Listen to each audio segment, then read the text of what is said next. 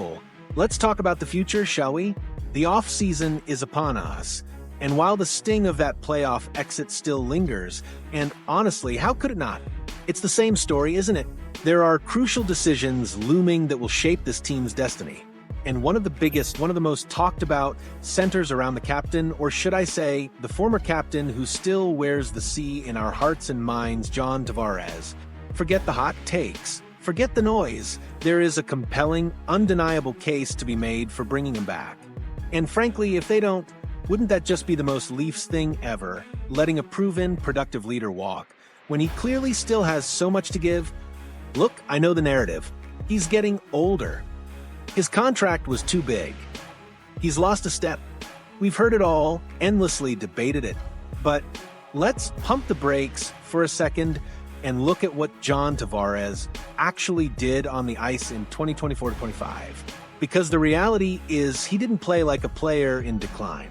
He played like a top-tier forward, a vital piece of this team's offense. Let the numbers speak for themselves. In 75 regular season games, John Tavares put up a phenomenal 38 goals and 36 assists for a total of 74 points. 74 points. That's a point-per-game pace, folks. On a team with Austin Matthews, William Nylander, and Mitch Marner, Tavares finished fourth in team scoring. Think about that. Despite all the chatter, all the external pressure, he was still producing at an elite level. And when the playoffs rolled around, where the intensity ramps up and experience truly matters, he chipped in with 7 points, 5 goals, and 2 assists in 13 games. 5 goals in 13 playoff games. Only William Nylander scored more goals for the Leafs in the regular season and playoffs combined. So, the idea that he's not productive anymore, it's simply not supported by the facts of this past season. He was a major offensive contributor, but scoring is only part of the equation, especially for a center. In today's fast-paced, possession-driven NHL, winning faceoffs is absolutely crucial. It dictates possession, it starts power plays on the right foot, it helps you get the puck out of your own zone. And John Tavares? He wasn't just good in the faceoff circle, he was elite. He was the Leafs' go-to guy, the one you sent out there when you absolutely had to win the draw. He finished the season with an incredible face-off winning percentage, FO percent, of 58.3%. That wasn't just good for the Leafs.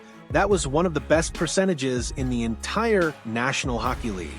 And here's a fascinating point often overlooked. His face-off efficiency has actually improved significantly since he joined the Maple Leafs. When he left the Islanders, his final season FO percent was 52.9%. Since arriving in Toronto over the past 4 seasons, his efficiency has consistently remained over 58%. That's not a player resting on his laurels. That's a player who has actively worked to become demonstrably better at a vital skill. He's not just maintaining, he's improving in a key area of the game at this stage of his career. Now, let's talk about the mental side of the game, the stuff that doesn't show up on the score sheet, but is absolutely critical to a team's success. This past season presented John Tavares with some unique challenges, moments that could have easily thrown a lesser player off their game. First, before the season even began, he relinquished the captaincy to Austin Matthews.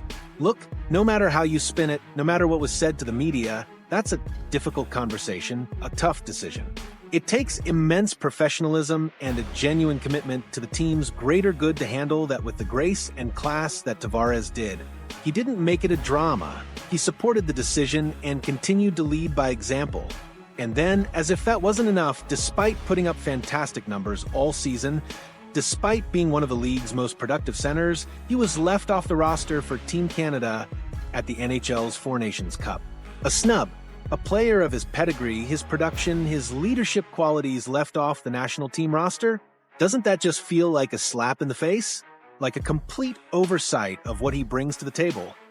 It's the kind of decision that could easily fuel resentment, frustration, or just plain disappointment that impacts a player's focus and performance. But John Tavares? He didn't let it. He didn't allow the captaincy change or the national team snub to derail his season. He channeled any potential frustration into his play, proving his worth on the ice game after game. That level of resilience that unwavering focus, is invaluable in a locker room. Beyond the stats and the character, Tavares still brings specific high-impact skills that benefit the Leafs. He remains an incredibly effective player on the power play. While Matthew Knies has rightfully earned the net front role and has been fantastic there, Tavares is still deadly from the bumper spot. He tied with William Nylander for the team lead in power play goals with 12, which also tied him for 17th across the entire NHL. He still possesses a quick, accurate shot that can find the back of the net from the slot. His offensive awareness, his ability to anticipate plays, find open ice, and make subtle deflections are still top tier. He's a veteran who understands how to operate with the man advantage, and that's a crucial component of any successful offense.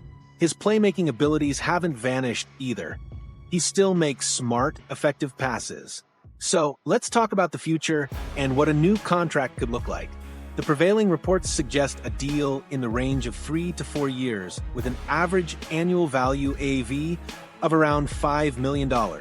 Now compare that to his previous $11 million AAV contract. A potential cap hit of $5 million for a player who just put up 74 points, is an elite face-off man, and a top power play contributor? In today's NHL market, that feels like an absolute bargain, a steal even. This kind of deal makes perfect sense for both John Tavares and the Toronto Maple Leafs.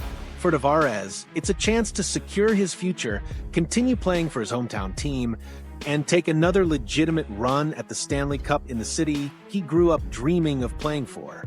For the Leafs, it's retaining a core piece of their offense, an elite face-off specialist, a power play weapon, and a respected leader in the room, all at a significantly reduced and manageable cap hit. It's a move that provides stability, proven production, and leadership without crippling their salary cap flexibility moving forward. And what does John Tavares himself say about all this? Just recently, on May 20th, he confirmed that he's had positive conversations with both Leafs GM Brad Treliving and new head coach Craig Berube.